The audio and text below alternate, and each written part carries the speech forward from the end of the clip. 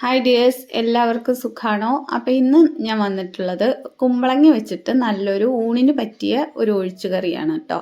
അപ്പോൾ നവരാത്രി കാലമൊക്കെ അല്ലേ, അപ്പോൾ ഇനി നമുക്ക് നമ്മുടെ ചാനലിൽ കുറച്ച് വെജിറ്റേറിയൻ റെസിപ്പീസൊക്കെ നോക്കാം. അപ്പോൾ വ്രതം എടുക്കുന്ന എല്ലാ കുരുന്നുകൾക്കും നല്ലൊരു നവരാത്രി കാലം ആശംസിച്ചുകൊണ്ട് ഇന്നത്തെ വീഡിയോയിലേക്ക് പോവാം. അപ്പോൾ ഈ ഒഴിച്ചുകറി തയ്യാറാക്കുന്നതിനായിട്ട് ഞാനിവിടെ ഒരു ചെറിയ ബൗൾ സൈസ് നിറച്ച് പരിപ്പ് എടുത്തിട്ടുണ്ട്. സാമ്പാർ പരിപ്പാണ്, തൂരപ്പരിപ്പ്. അപ്പോൾ അതിൽ കഴുകി വൃത്തിയാക്കിയതിന് ശേഷം അതിൽ ആവശ്യത്തിന് വെള്ളം ഒഴിച്ചിട്ട് കുറച്ച് മഞ്ഞൾപ്പൊടിയും കുറച്ച് 1 സ്പൂൺ വെളിച്ചെണ്ണയും കൂടെ ഒഴിച്ചതിന് ശേഷം വെച്ചിട്ടുണ്ട്. എന്നിട്ട് നമുക്ക് ഇതിലേക്ക് കഷ്ണങ്ങൾ ഇട്ട് കൊടുക്കണം. ഇത് ഞാൻ തേങ്ങാപ്പാലിലാണ് എടുക്കുന്നത് കറി. അപ്പോൾ വളരെ ടേസ്റ്റിയായ കറിയാണ്. ഇത്ര പോകുന്ന ഒരു കഷ്ണമാണ് എടുത്തിട്ടുള്ളത്. ഒരു കുമ്പളങ്ങയുടെ പകുതിയാണ് ഇത്. അപ്പോൾ ഇനി നമുക്ക് ഇത് തൊലി കളഞ്ഞ് നന്നായിട്ട് വൃത്തിയാക്കിയതിന് ശേഷം ചെറിയ കഷ്ണങ്ങളാക്കി മുറിച്ച് എടുത്തിട്ടുണ്ട്. അപ്പോൾ ഇതും ഒരു 2 തക്കാളിയും കൂടെ ഇട്ട് കൊടുത്തതിന് ശേഷം വേണം നമുക്ക് ഇത് വേവിച്ചെടുക്കാൻ. അപ്പോൾ ഇതാ കുമ്പളങ്ങയൊക്കെ ഞാനിവിടെ കഷ്ണങ്ങളാക്കി എടുത്തു കൊണ്ടുവന്നിട്ടുണ്ട്. എന്നിട്ട് ഇനി തക്കാളിയും കൂടെ മുറിച്ചെടുത്തിട്ടുണ്ട് കേട്ടോ. എന്നിട്ട് നമുക്ക് ഈ മഞ്ഞൾപ്പൊടിയും വെളിച്ചെണ്ണയും കൂടെ ചേർത്ത് കഴുകി വൃത്തിയാക്കി വെച്ചിരിക്കുന്ന പരിപ്പിലേക്ക് ഇത് ഇട്ട് കൊടുക്കാം.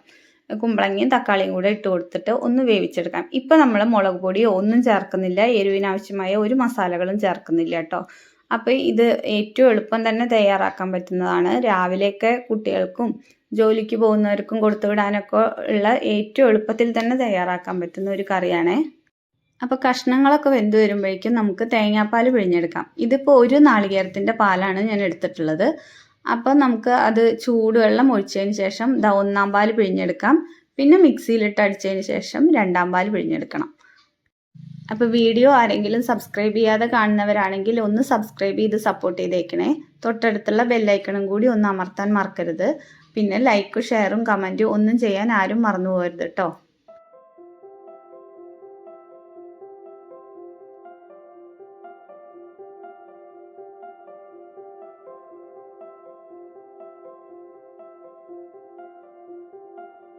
അപ്പോൾ ഇതാ നമുക്ക് ഇത്രയും 1-ാം പാൽ കിട്ടിയിട്ടുണ്ട്. ഇനി നമുക്ക് 2-ാം പാലും കൂടെ പിഴിഞ്ഞെടുത്ത് കൊണ്ടുവന്നിട്ടുണ്ട് കേട്ടോ. ഞാൻ ഇത്രയും 2-ാം പാലും കിട്ടിയിട്ടുണ്ട്. അപ്പോഴേക്കും നമ്മുടെ കഷ്ണങ്ങളെല്ലാം വെന്ത് റെഡിയായി ഇവിടെ വന്നിട്ടുണ്ട്.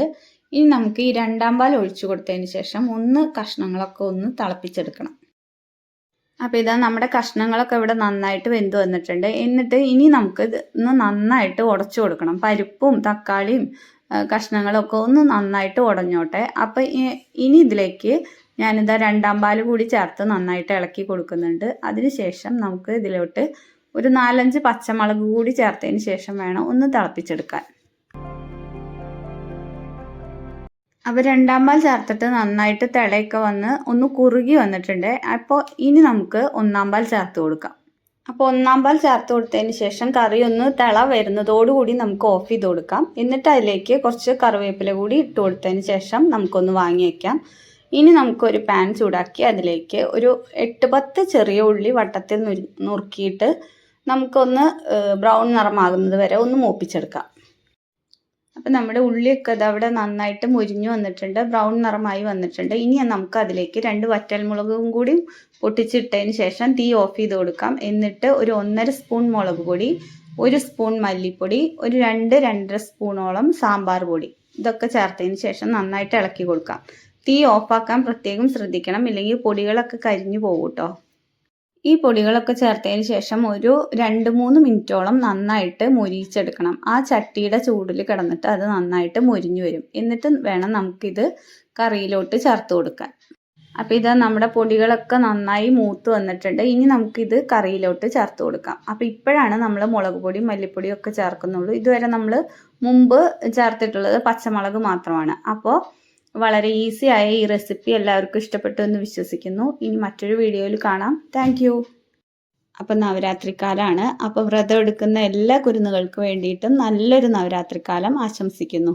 അപ്പോൾ വീഡിയോ ഇഷ്ടപ്പെട്ടാൽ എല്ലാവരും ലൈക്കും ഷെയറും സബ്സ്ക്രൈബും കമൻറ്റും ഒന്നും ചെയ്യാൻ ആരും മറന്നു പോകരുത്.